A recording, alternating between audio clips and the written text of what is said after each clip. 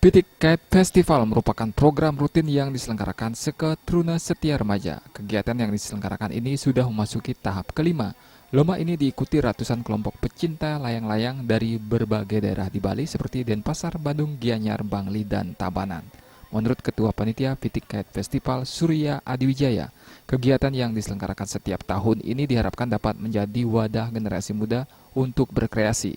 Kedepan festival layang-layang ini akan terus dilaksanakan dengan melibatkan lebih banyak lagi peserta dari seluruh Bali. Jumlah peserta mungkin sekitar kurang lebih sekitar 600-an. Ikut di ring Kabupaten Kota Denpasar dan Badung,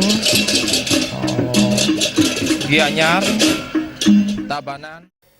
Ketua Seke Truna Setia Remaja, Anggara Jaya mengatakan, kegiatan Pitik Kite Festival bertujuan untuk menumbuhkan minat kaum muda pada layang-layang, mengingat di zaman modern ini, para pemuda mulai melupakan layangan. Selain itu juga untuk menjaga agar warisan leluhur berupa seni layang-layang tidak sampai terlupakan. Kita mungkin mempunyai 3 tujuan utama. Yang pertama yaitu melestarikan seni dan budaya Bali. Yang kedua, mengajak anggota pemuda khususnya di Bali, seperti yang kita ketahui sekarang sudah mulai meninggalkan layangan atau gengsi untuk melayangan.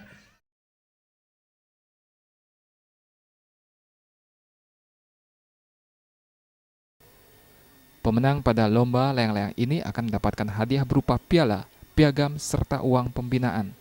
Pengumuman pemenang akan dilaksanakan nanti tanggal 23 Juli mendatang. Kadek Suantara dan Adi Setiawan, Bali TV.